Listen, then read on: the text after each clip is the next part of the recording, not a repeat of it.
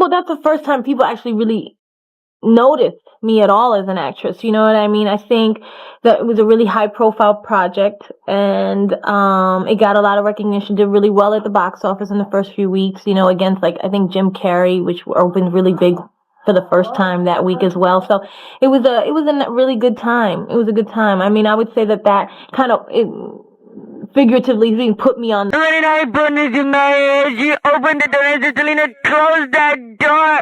And when I did that, they turned off. And when she was walking to the door, she was going at an angle. And I told her, don't close the door. And in that instant. Bienvenidos a Tejano USA. Thank you, Waldos. Good to be here. Nice to see you. Big year, Selena. Sí, el Grammy. Una cosa yo creo was like a dream come true, ¿verdad? Exactly. Tell us about it. Great job. Thank you. Really great job. Was it hard for you to do this role? Because I heard that the family was there every day the experts watching. were there every day. Watching. Yeah, it was tough, but I knew I had a tough job ahead of me. From the second I got the role, it was nonstop. I was working on another movie at the time. And in my trailer, it was like music all day, videos all day, just to really absorb who she was. You know, she was a very, very happy and alive person. You know, I just absorbed as much as I could of her, tried to understand what made her tick, what made her happy, what made her sad, the things that were important in her life, family, work. And knowing that they could be critical or not. No, don't get me wrong. It was nerve-wracking. But having them there and having them care about the project was a beautiful thing for me. And I feel enriched by even having been. I didn't know much about her. I knew that a singer had been, and it was all over the news and things like that, and everybody was talking about it. But other than that, I didn't really know. I just go right back to the beginning of the movie and the first day of shooting and really trying to find the essence of who she was. I had done so much research and watched so much tape on her and listened to her voice and talked to her family. And it's like jumping off a cliff, right? You don't know what it's going to be like. It's the first time I had ever played a real life person. She was an artist and she was singing from the time she was 9 or 10 years old. Jennifer Lopez is once again at the center of a firestorm.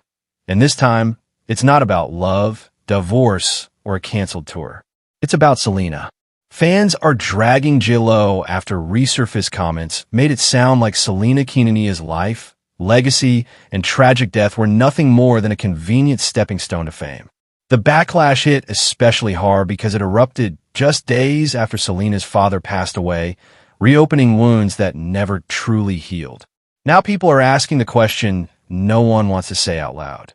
Did Jennifer Lopez simply honor Selena's story? Or did she build her empire on it and then quietly erase the woman who made it all possible? Jennifer Lopez is officially under fire. And this time the backlash isn't coming from critics or charts. It's coming from Selena fans who feel deeply betrayed. Social media erupted almost overnight after resurfaced interviews and clips made it seem like J.Lo was downplaying Selena Quintanilla's influence on her career, reducing one of the most beloved Latin icons in history to little more than a convenient role she stepped into. What pushed people over the edge wasn't just what was said, but when it was said. The controversy exploded just days after Selena's father passed away, a man who had spent decades fiercely protecting his daughter's legacy and who personally helped launch the very movie that changed Jennifer Lopez's life. Fans say the timing felt cruel, careless, and almost calculated, like kicking open an old wound while the family was still grieving. The tone didn't help either. Instead of humility or gratitude, people heard detachment, revisionist history, and a subtle erasure that made it sound as if Selena's death was just another Hollywood opportunity J.Lo happened to benefit from. To many, it came across less like an innocent reflection and more like a superstar distancing herself from the very woman who put her on the map. And that's why this moment hits so hard. Selena isn't just a celebrity. She's a cultural symbol, a tragedy frozen in time, and for millions of fans, untouchable. So when Jennifer Lopez, the woman whose breakout role was literally Selena, appeared to minimize that connection, fans didn't just feel annoyed.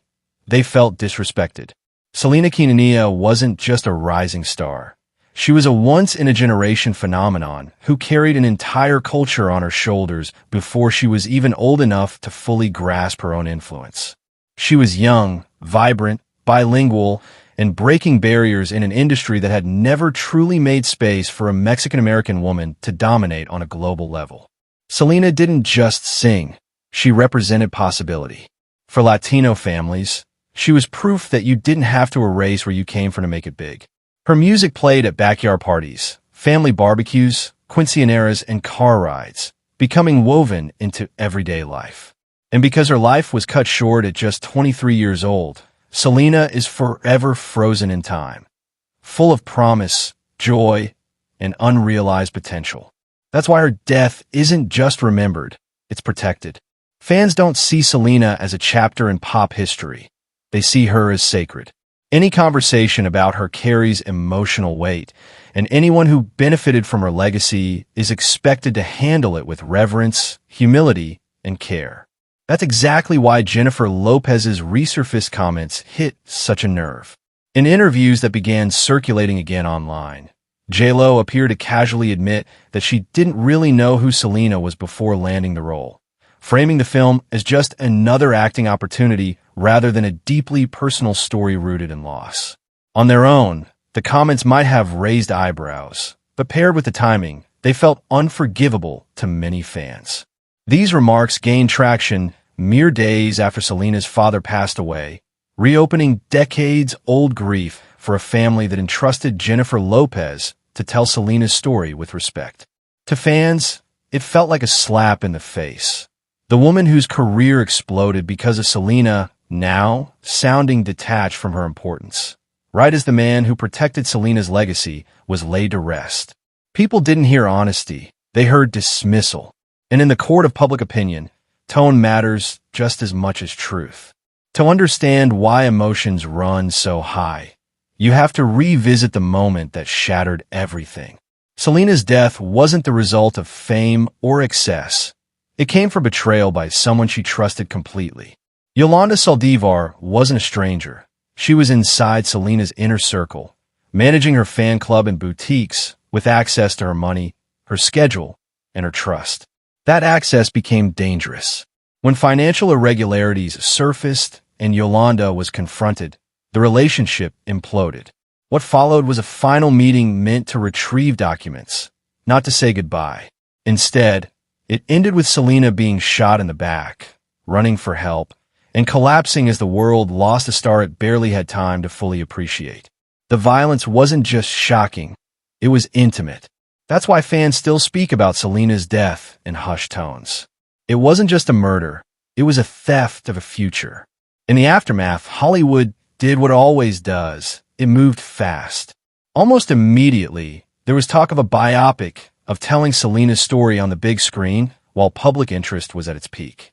Studios saw grief, devotion, and cultural impact, and they saw box office potential.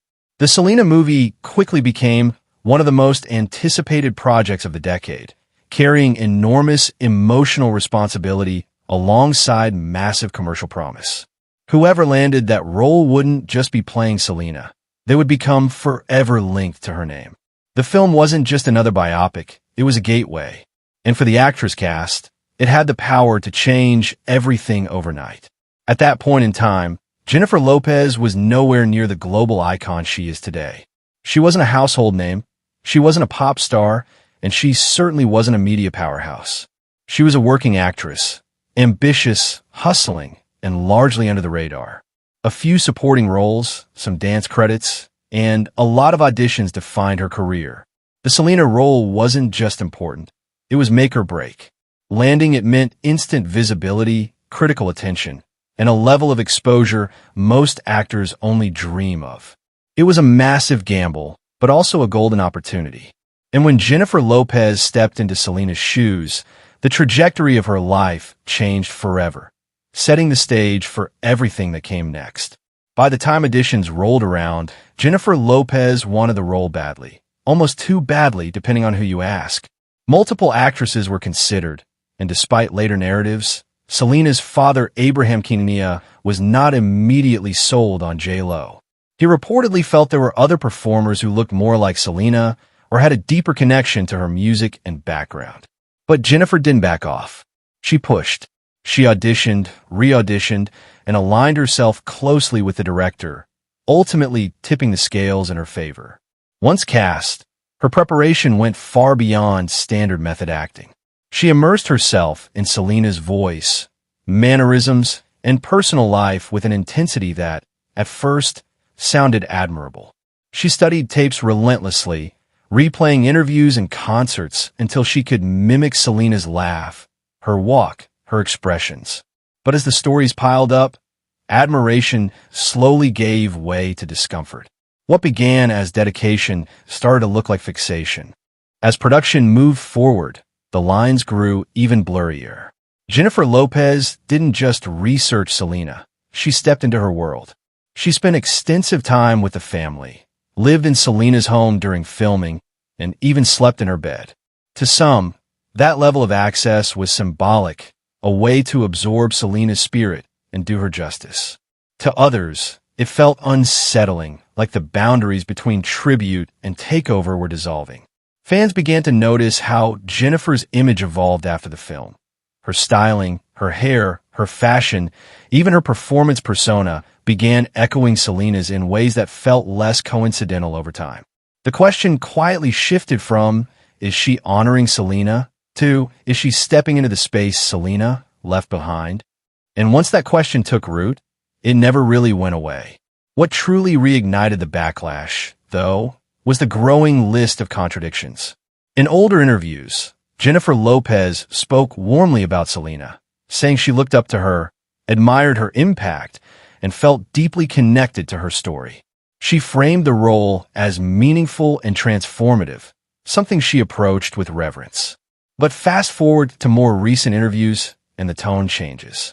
Suddenly, J.Lo is saying she barely knew who Selena was, that she only knew a singer had been killed and saw the project as an acting challenge.